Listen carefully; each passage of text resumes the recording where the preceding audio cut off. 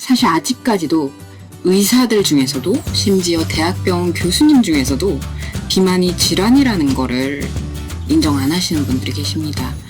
생활습관 바꾸면 되는 거 아닌가라고 이야기를 하시는데요. 그렇게 따지자면 고혈압도 당뇨병도 생활습관으로 조절이 가능한 부분이 있잖아요. 결국 생활습관만으로 부족하기 때문에 저희가 약물 치료를 하고 생활습관 교정이 아니라 약물 치료를 병행을 했을 때 환자의 예후가 좋아지고 그리고 장기적으로 악화를 반복을 하기 때문에 단순히 비만에서 끝나는 것이 아니라 다른 질환들, 심리혈관계 질환들을 끌어오기 때문에 치료가 필요하고 의사들이 개입을 해야 되는 부분이라고 저는 생각을 합니다. 그리고 이건 비만 진료를 하시는 분이라면, 비만 치료를 하시는 분이라면 당연히 아실 텐데 사실 결국 워낙 전문화가 되어 있다 보니까 세분화가 되어 있어요. 각각 자기 파트만 보기 때문에 사실 이 영상도 안 보시겠죠. 비만 진료 안 하시는 의사 선생님들은. 그렇지만 꼭 얘기를 좀 하고 싶었습니다.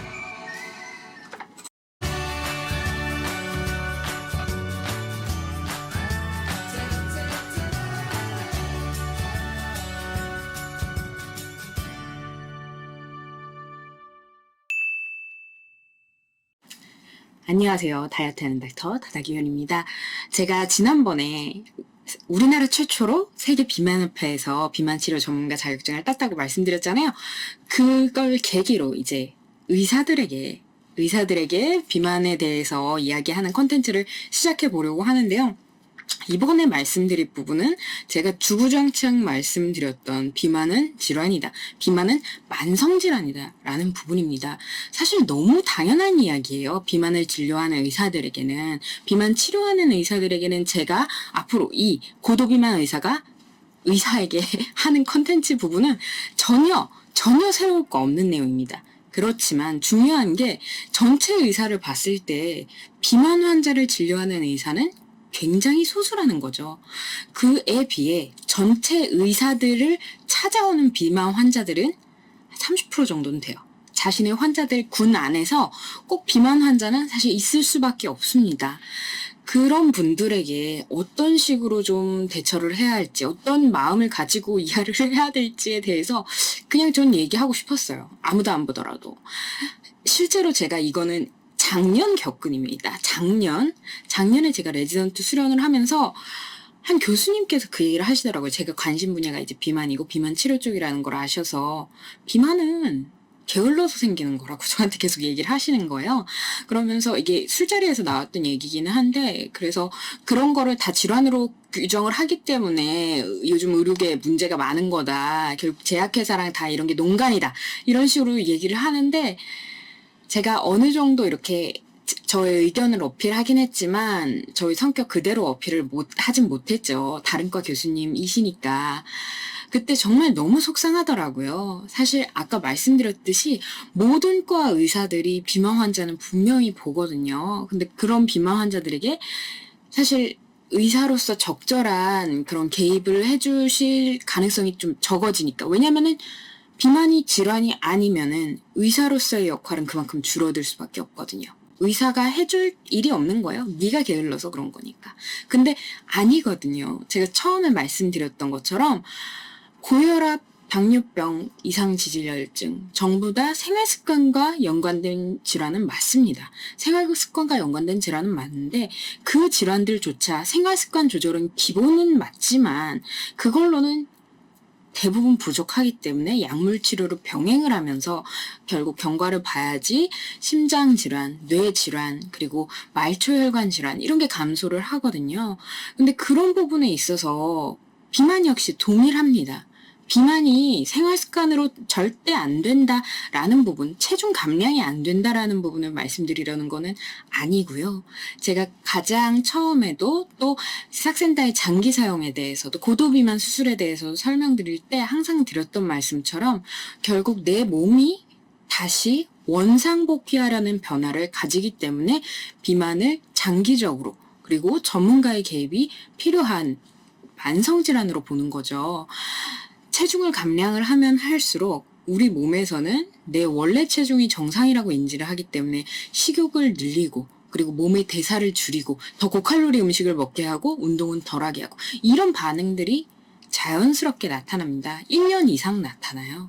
그렇게 돼서 대부분의 경우 5년 이내에 원상복귀가 되는 경우가 많고요.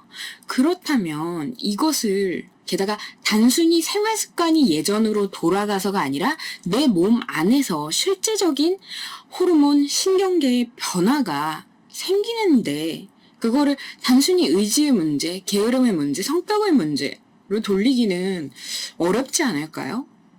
의학적으로 증명이 돼버렸는데 그래서 그 부분에 대해서 제가 그날 말을 못했던 게 너무 마음에 걸렸나 봐요. 사실 그 얘기를 제일 하고 싶어서 이 컨텐츠를 시작을 하는 건데 결국 비만 환자들 같은 경우도 자기 탓이라고 충분히 생각을 하고 있어요. 저희가 충분히 기여한 부분도 있으니까. 그렇기 때문에 더 이상 그 얘기를 해주실 필요는 없을 것 같습니다. 제가 생각하기에는요. 살 빼셔야죠 라는 얘기도 사실 더 필요 없어요. 왜냐면은 이전에도 말씀드렸지만 그 비만 환자들 그리고 그러니까 의료진 비만 환자와 의료진을 조사해본 결과 실제로 비만이 문제라고 생각하는 것, 체중의 관리에 책임이 있고 체중의 관리에 그런 그 노력이 필요하다는 거는 비만 환자들도 의사들만큼이나 충분히 인지를 하고 있어요. 그 얘기를 할 필요가 없다는 거죠. 그렇다면 의사들은 무슨 얘기를 해야 되냐? 아까 말씀드린 것처럼 장기적인 관리가 필요하다는 부분, 그리고 장기적인 관리 방법이 있다는 부분을 의사들이 얘기를 해줘야 되지 않을까 싶습니다. 미용적인 얘기가 아니에요. 미용적인 측면에서 이야기하자는 것이 아니라 건강 개선을 위해서. 체중이 정상 체중까지 가야만 건강해지는 것이 아닙니다. 표준 체중, 원래 체중에서, 현재 체중에서 5에서 10%를 감량을 하는 것만으로도 혈압, 당뇨병, 이상지질혈증, 그리고 심혈관계 질환의 위험성은 상당히 감소합니다. 이 부분에 대해서 환자들에게 충분히 알리고 그리고 그 목표를 달성할 수 있도록 만일 본인이 하지 못한다면 비만 전문 의사에게 의뢰를 하는 것이 필요하지 않을까 싶어요. 사실 이런 간극이 생기는 이유가 외국에서는 미국이나 캐나다 아니면 유럽에서는 이런 만성질환이라고 규정한 것이 상당히 오래됐습니다. 비만을 만성질환으로 규정을 하고 재발과 악화를 반복을 하기 때문에 적극적인 의료인의 개입이 필요하다라고 생각한 지가 꽤 오래됐는데 그에 비해 우리나라에서는 제가 전공의를 지원을 하기로 레지던트를 시작하기로 결심을 했던 이유 자체도 그제서야 한 3, 4년 전에서야 이제 패러다임이 완전히 바뀐 거죠. 아예 비만 진료 지침 자체도 업그레이드가 되었고 그 과정에서 비만은 3개월, 6개월 단위로 치료를 하는 것이 아니라 장기적으로 관리를 하는 질환이라고 이제 인식이 바뀌기 시작했습니다. 근데 문제는 이제 학교에서도 이런 식으로 이제 가르칠 거예요. 의대에서도. 근데 밖에 이미 나와 계신 분들 중에서는 상당수가 의대에 다닐 때 비만에 대해서 그렇게 배우지 못하신 분들도 있다는 거죠. 그리고 질환들에 대해서 전문의가 세부 전문의가 되면 될수록 자기가 보는 것을 최대한 잘 보기 위해 아무래도 지식의 폭은 깊고 좁아질 수밖에 없습니다. 그건 당연한 거예요. 그런 만큼 실제로 제가 그 레지던트로 일하면서 호흡기내과 돌 때 위장관계약을 어떤 거를 써야 할지 저한테 교수님이 뭐 쓰냐라고 물어보셨고 반대로 소화기내과 돌 때는 호흡기내과 약은 뭐 쓰냐라고 물어보셨어요. 그러니까 자기 분야에 대해서 최대의 지식을 갖고 있어야 되기 때문에 최대의 최신 지견을 갖고 있어야 되기 때문에 다른 분야에 대해서는 사실 관심을 가질 여력이 없고 또 관심을 가지는 게 그분들의 역할은 아닌 거죠. 왜냐면은 대학병원에서 아까 말씀드렸듯이 중증 그리고 최신의 이거를 계속 이제 캐치를 해야 되는 게 그분들의 역할이니까. 근데 아까 말씀드린 것처럼 비만이라는 질환은 사실 고혈압, 당뇨병, 이상지질혈증 이만큼이나 걔네는 사실 어지간하면 대부분의 교수님들이 다 아시거든요.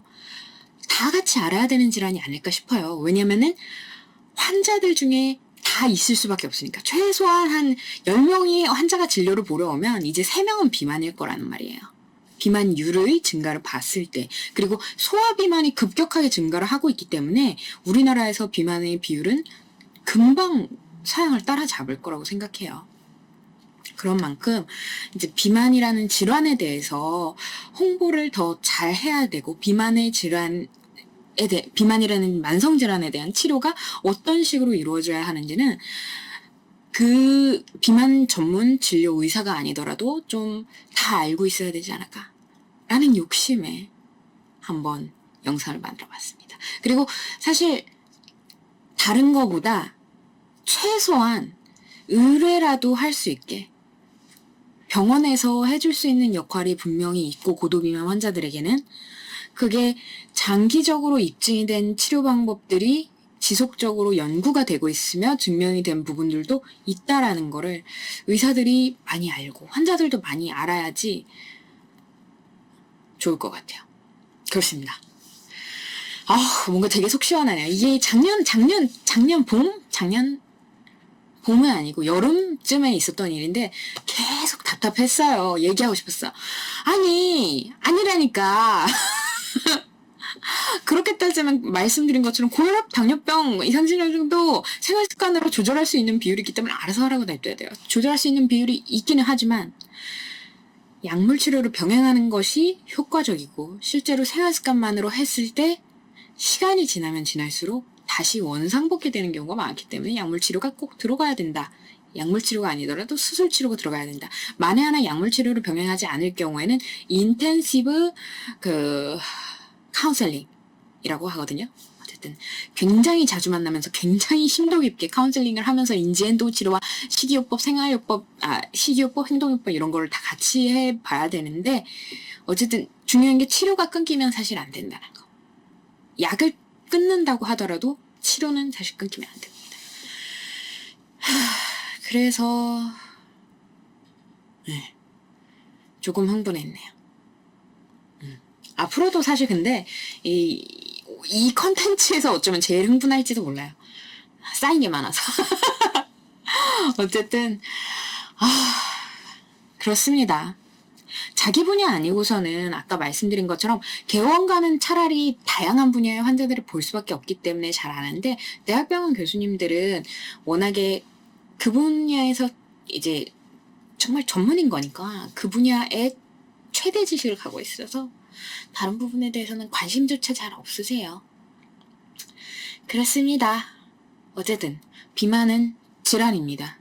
단순히 개개인의 의지와 습관에 대해서 그냥 맡겨둘 일이 아니고요.